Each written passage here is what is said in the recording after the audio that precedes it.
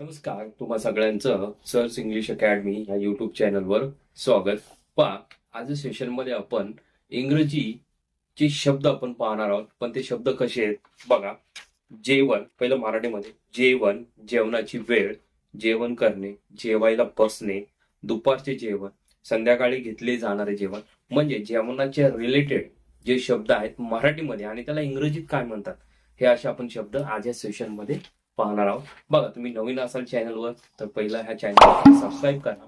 आणि माझा अजून एक चॅनल आहे, तर चॅनल म्हणजे फक्त तुमचा ग्रामरचे कन्सेप्ट तुम्हाला तिथं भेटतील, म्हणजे अतुल सर इंग्लिश क्लास असं ह्या चॅनलचं नाव आहे. एका लेक्चरमध्ये फक्त एकच कन्सेप्ट असेल आणि त्याची पूर्णपणे माहिती असेल.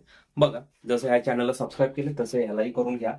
आता आजचा जो शब्द आहे आपला, बघा, इंग्रजी बोलण्यासाठी तुम्हाला शब्दार्थांची गरज असते. मग शब्द हे कुठले असले पाहिजे, हे सगळे तुमच्या अवतीभोवतीचे असले पाहिजे, जे की तुमच्या रोजच्या वापरातले मराठीमध्ये जे आहेत, म्हणजे जे मराठीतले शब्द असतात त्याला इंग्रजीत काय म्हणतात तेच शब्द आपण आज इथं पाहणार आहोत. बघा, तुमचा पहिला शब्द आहे तो जेवण. काय? जेवण. जेवणला इंग्लिशमध्ये काय म्हणणार तेच तुम्हाला पाहायचंय. त्याला शब्द आहे काय तुमचं, अ मील, म्हणजेच काय, जेवण. बघा, जेवणाची वेळ म्हणजे मील टाइम. काय? जेवणाची वेळ म्हणजेच मील टाइम. तुम्ही त्याला लंच टाइम पण म्हणू शकता, आहे की नाही. त्या पद्धतीने दुपारचा असेल तर लंच टाइम म्हणू शकता. जेवण करणे. काय? जेवण करणे म्हणजे टू हॅव, किंवा हॅवच्या ऐवजी टेक अ मील. ओके. त्याच्यानंतर आहे जेवायला बसणे. आपण म्हणतो ना की चला जेवायला बसूया. जेवायला बसणे म्हणजेच टू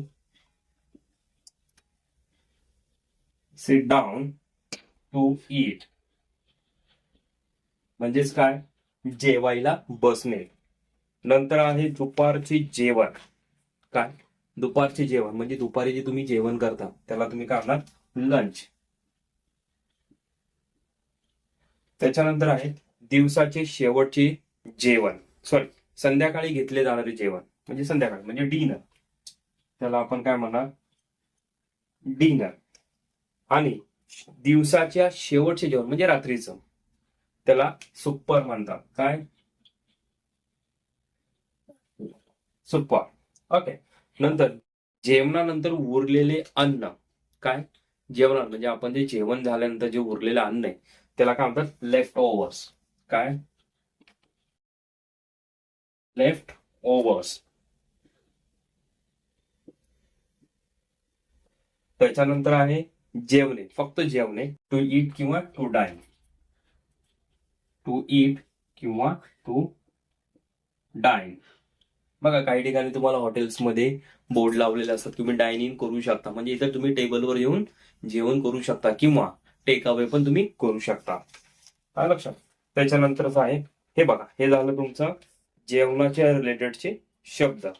घराबाहेर जेवणे त्याला डाईन आउट म्हणतात, लक्षात घ्या. टू डाईन आउट म्हणजेच घराबाहेर जेवणे. आता हे झाले थोडे शब्द जेवणाच्या बद्दल.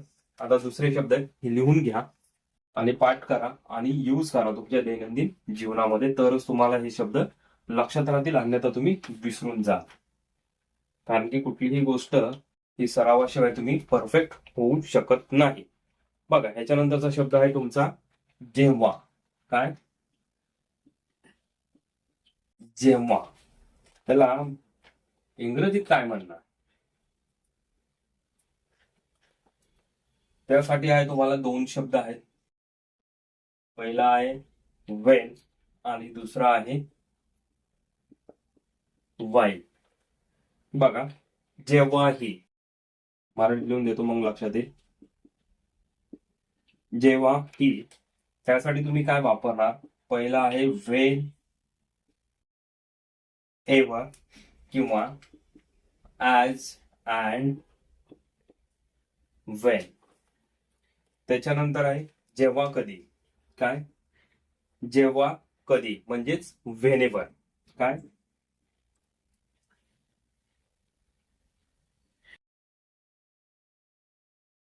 व्हेनेवर. नंतरचं आहे जेव्हापर्यंत.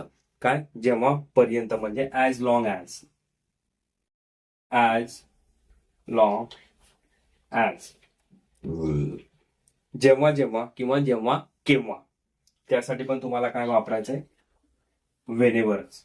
काय? व्हेनेवर्स म्हणजेच जेव्हा जेव्हा आणि जेव्हा केव्हासाठी व्हेनेवर्स वापरायचंय.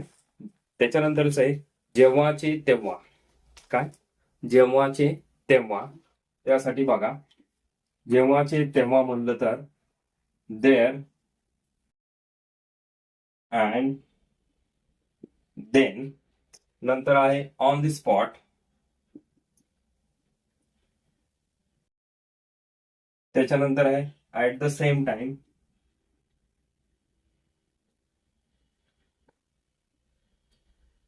At the same time. नंतर आहे ऍट द प्रॉपर मोमेंट.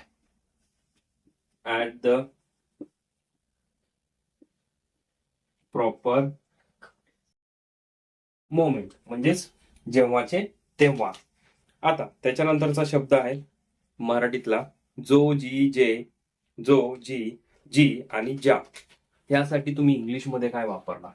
बघा, जेव्हा झालं, पहिलं होतं तुमचं जेवण, दुसरा शब्द होता जेव्हा.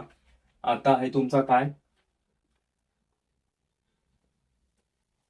लिहून घ्या. पहिला शब्द आहे जो, जे, जी आणि ज्या. त्याला इंग्रजीमध्ये तुम्ही काय म्हणता? बघा, त्यांच्यासाठी तुम्हाला वापरायचे हू, विच आणि दॅट. हे जे हू आहेत यांचे दोन वापर आहेत. एक म्हणजे काय? रिलेटिव्ह प्रोनाउन आणि दुसरं म्हणजे काय? डब्ल्यूएच म्हणून. रिलेटिव्ह प्रोनाउन मध्ये त्यांचा अर्थ हा होतो जो, जी, जे आणि ज्या.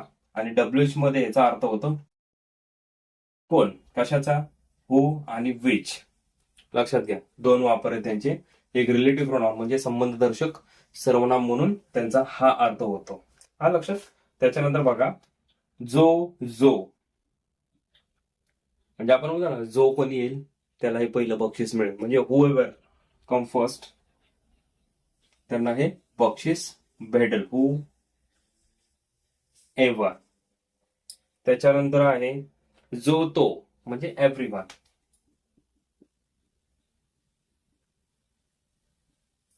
त्याच्यानंतर आहे जो कोणी म्हणजेच हू एव्हर. त्याचा पण अर्थ काय? हू एव्हर म्हणजे काय? जो कोणी किंवा जो जो. जोपर्यंत म्हणजेच ॲज लॉंग ॲज.